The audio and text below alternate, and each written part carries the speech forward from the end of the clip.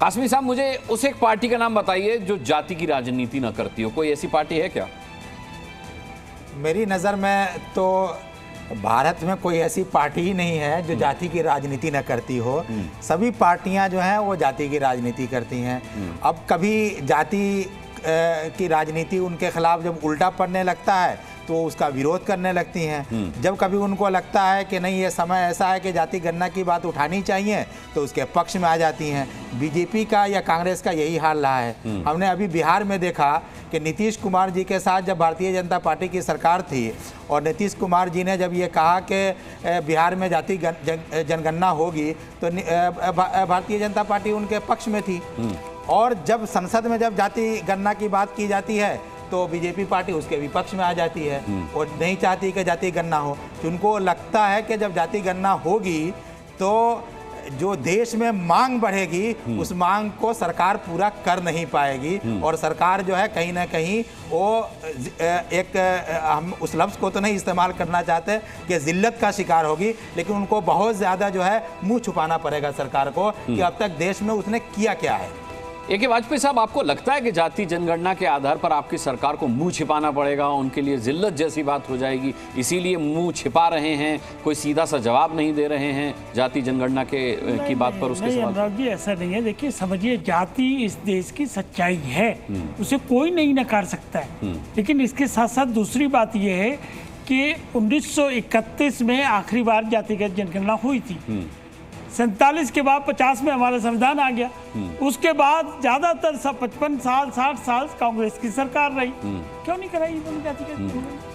कर्नाटक में इन्होंने जातिगत जनगणना कराई हुई है, क्यों नहीं उसका रिजल्ट पब्लिश करते? 2011 में कांग्रेस ने सेंटर में जब थी जातिगत जनगणना कराई, लेकिन 13 में कैबिनेट डिसीजन पास करके कहा कि इसको रिजल्ट आउट नहीं करेंगे और सुप्रीम कोर्ट में एक सेकंड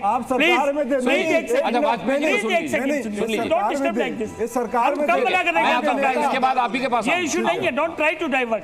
आपने सुप्रीम कोर्ट में एफिडेविट दिया कि जातिगत जनगणना लीक आउट नहीं कर सकती, डिक्लेयर नहीं कर सकती, क्योंकि इसमें एक जाति के अंदर कम से कम 76 जातियां होती हैं और उसमें बहुत सारी त्रुटियां हैं। देखिए, जाति को कोई झुठला नहीं सकता है और जब आपने नहीं कराई तो हमने तो मना नहीं किया। आप याद करिए 2019 में नीतीश बाबू, आरजेडी के तेजस्वी यादव और कांग्रेस के बाकायदा बिहार से चल के आए थे और प्रधानमंत्री से मुलाकात की डेलीगेशन ने। उसके बाद बाहर आके प्रेस कॉन्फ्रेंस करके नीतीश बाबू ने कहा कि हमारी बातचीत बड़ी सौहार्द ढंग से हुई और प्रधानमंत्री जी ने जातिगत जनगणना कराने से इनकार नहीं किया है। ये ऑन रिकॉर्ड है सारी चीजें। हम कब विपक्ष में हैं? जब बिहार में हुआ तो हम लोगों ने सपोर्ट किया।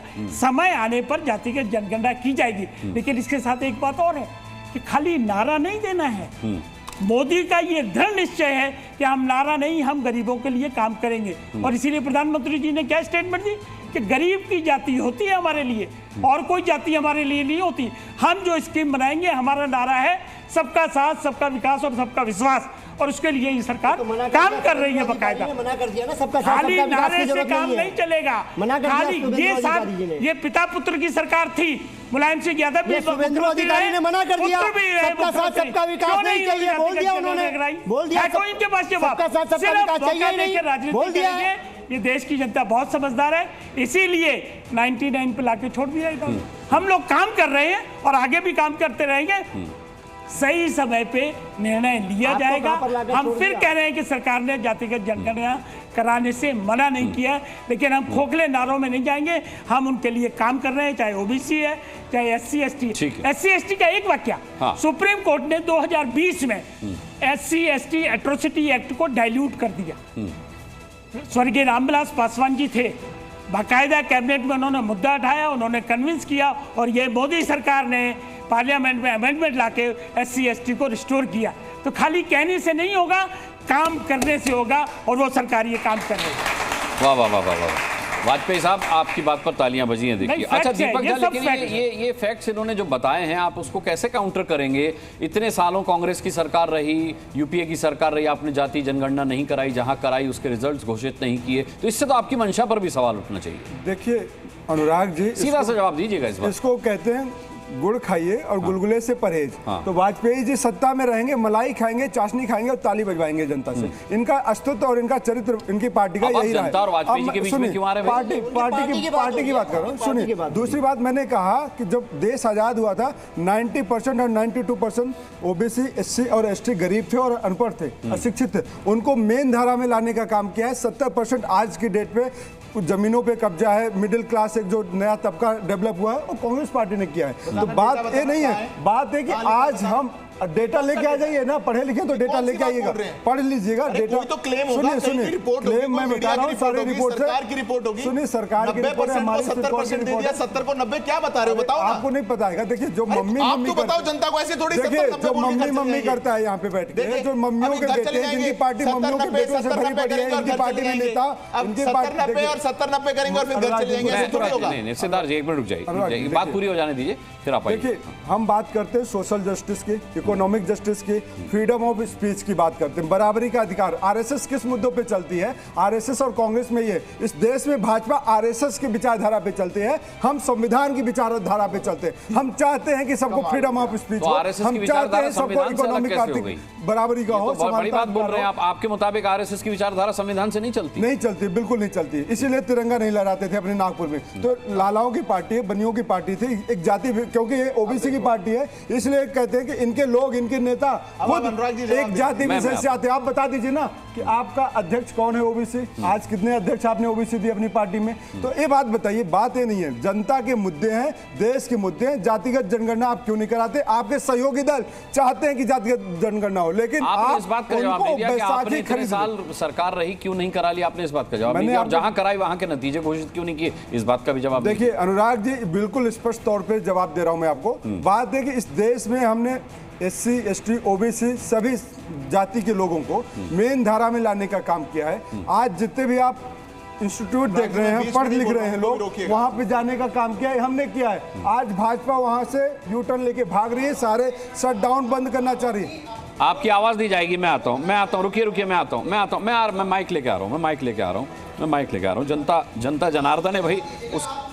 नहीं मैं लेके आ रहा हूँ, बैठो वहीं बैठिए। आप इनका जवाब नहीं दे रहे हैं। आप मेरे हाथ में रहने दीजिए माइक, बोलिए। आप अपना इनका जवाब नहीं दे रहे हैं, आप घुमा रहे हैं। आप इसी से बताएं, जब गवर्नमेंट रही थी, जब क्यों नहीं कराया था उसका जवाब दीजिएगा। मात्र आप घुमा के कहीं और ले जा रहे हैं उस पार्टी को। अच्छा ये मैं सवाल पूछ लूंगा, जोर दे दिया इन्होंने। अच्छा हाँ, एक मिनट, ओबीसी वर्ग से एक सवाल ले लेते हैं। ये कांग्रेस के प्रवक्ता से मैं पूछना चाहूंगा कि जब कुछ दिन पहले जात पे ना बात पे वोट लगेगी हाथ पे, तब वो जातिगत जनगणना कहाँ गई थी? कहाँ वो अंधेरे में चली गई थी या कुएं में गिर गई थी? तब क्यों नहीं बोला कि जातिगत जनगणना तब करानी है? जात पे ना बात पे वोट लगेगी हाथ पे, जात पे ना पात पे वोट लगेगी हाथ पे। जी हाँ, किसी को और कुछ कहना है? इंदिरा की बात पे वोट लगेगा। अभी आपने जो सवाल पूछा था कि आजकल की कौन सी पार्टियां हैं जो जाति की राजनीति नहीं कर रही? सारी पार्टियां धर्म और जाति की राजनीति कर रही। खासकर उत्तर प्रदेश में देखिए कि इन्होंने जातिवाद संतुलन के लिए 2 उप मुख्यमंत्री दे रखे हैं। और मेरा सवाल भारतीय जनता पार्टी प्रवक्ता से है कि आपको नहीं लगता धर्म की राजनीति से ऊपर उठकर किन्हीं अन्य मुद्दों की राजनीति करनी चाहिए? आपको नहीं लगता कि जिस तरीके से पेपर लीक हो रहे हैं उन पे बात करनी चाहिए? राउस IAS संस्था में जिस तरीके के बच्चे मरे हैं उन पे बात करनी चाहिए। आप इन मुद्दों पे बात नहीं कर रहे हैं। आप बिल्कुल, आपका कोई सवाल इधर से कोई सवाल? चलिए सोच लीजिएगा, मैं आता हूं आपके पास। तो सबसे पहले तो मैं आपके पास आऊंगा सिद्धार्थ जी, क्योंकि आपके लिए सवाल भी आया है। लेकिन सवाल दीपक जी बहुत गर्मजोशी के साथ जनता ने आपसे पूछा है, जनता का जात पर ना पात पर वोट लगेगी हाथ पर। बिल्कुल बात है स्पष्ट। जनता के सवालों का स्वागत करना मेरा काम है और उनको मैं नमन करते हुए उनके सम्मान के साथ बोलूंगा। हमारी सरकार ने जनगणना कराया था 2011 में, 2012-13 तक वो जनगणना हुई। जब भाजपा सरकार आई वो डेटा सारा का सारा इन्होंने ब्लॉक कर दिया, अभी तक रिलीज नहीं किया। देश जानना चाहता है, पूछना चाहता है। अगर आपको इन्हीं मुद्दों पे आपको चुना गया था, बुलाया गया था। अब आप बताइए 2021 में होना था, आपने क्यों नहीं किया? 2019 में होना था, आपने क्यों किया? हमने वो काम कर दिए हैं जो अब आप उन सब बंद कर दिए। हमने वो काम किए हैं, सारे इंस्टीट्यूट बनाए हैं, सारे बच्चों को पढ़ने का सिस्टम दिया, व्यवस्था दिया, बराबरी का अधिकार दिया। बराबरी का अधिकार है वो कांग्रेस पार्टी ने दिया है, संविधान में जीने का हक जो दिया है वो कांग्रेस पार्टी ने दिया है। और आप जीने का हक बोल रहे हैं। ठीक है, तीसरी बार बोल रहे हैं। सिद्धार्थ यादव जी, जनता का सवाल बाद में, पहले दीपक जी के सवाल का जवाब दे दीजिए कि आपने कहा ये झूठ फैला रहे हैं। देखिए सबसे पहला जो फैक्चुअल झूठ है ना, दीपक जी मित्र हो सकते हैं अच्छे, पर ऐसा झूठ नेशनल मित्र टेलीविजन की पे बात नहीं नहीं है, जाना देश की बात करें, यहाँ कोई मित्रता नहीं, देश कर दीपक जी मैं आपकी बीच में नहीं बोला था, थोड़ी सभ्यता रखिए। मैं आपको सम्मान दे रहा हूँ, आपको अच्छा नहीं लग रहा, माफी चाहता हूँ, मैं वापस ले लेता हूँ अपना सम्मान। फीस क्यों बढ़ाई स्कूलों की? आपने फीस अनुराग जी आप ऐसा डिबेट करेंगे तो कैसे हो हिंदुस्तान की 90% आबादी परेशान है, उसमें जवाब दे दीजिए। ठीक है। अरे साहब जब महंगाई बढ़ती थी इस देश में, सुनिए, अरे दीपक जी जब महंगाई इस देश में बढ़ती थी तो मनमोहन सिंह ने कहा था कि हमारे पास कोई जादू की छड़ी नहीं है महंगाई कम करने के लिए। तो ये महंगाई के मुद्दे पर, फीस बढ़ाने के मुद्दे पर कौन सी सरकार बचेगी? आपकी बच जाएगी क्या? आपने शिक्षण संस्थानों में फीस नहीं बढ़ाई क्या? छोड़ दीजिए उस मुद्दे को, जाति के मुद्दे पर आ जाते हैं। अनुराग जी तो फिर आप अनुराग जी अब मैं जवाब दे रहा हूँ, देखिए नहीं मैं डिफेंड नहीं कर रहा किसी को, मेरे बच्चे भी स्कूल में पढ़ते हैं, मैं भी भारी फीस जमा करता हूँ सर, कमाल बात मुझे भी तकलीफ होती है। ठीक है सिद्धार्थ, अब जवाब भी सुनिए। इनका पहला झूठ 2011 में सेंसस करवाया, कास्ट सेंसस करवाया। फ्लोर ऑफ द हाउस पे खड़े होकर के इनके मंत्री पी चिदम्बरम ने कहा, ये ऑन रिकॉर्ड है, if we release the data of this caste census it will have dangerous consequences. अंग्रेजी में बोला, इसके बहुत दुष्परिणाम हो सकते हैं, इसलिए डेटा हम नहीं निकाल रहे। 2013 के अंदर आप सुनने की हिम्मत रखिए, कर्नाटक के अंदर कास्ट सेंसस करवाया, कास्ट सेंसस इनका पेंडिंग है, कर्नाटक में इनकी सरकार है, ये लोग रिलीज नहीं कर रहे। कर्नाटक में सरकार क्यों नहीं रिलीज करती बताइए मुझे, वहां पे आप रिलीज नहीं करेंगे। तीसरी बात जो एससी की बात करते हैं, अनुराग जी मैं ऐसी डिबेट नहीं कर सकता, सिद्धार्थ जी को बोलने नहीं दीजिए, सिद्धार्थ जी आपके बीच में नहीं बोले। संसद भवन के अंदर अगर सवाल पूछते हैं तो अध्यक्ष महोदय कहते हैं आप, लेकिन आज आप बताइए, आज आप 19 मैं बड़े सम्मान के साथ आपको रोक रहा हूं, उनकी बात पूरी हो जाने दीजिए भाई। बात करेंगे।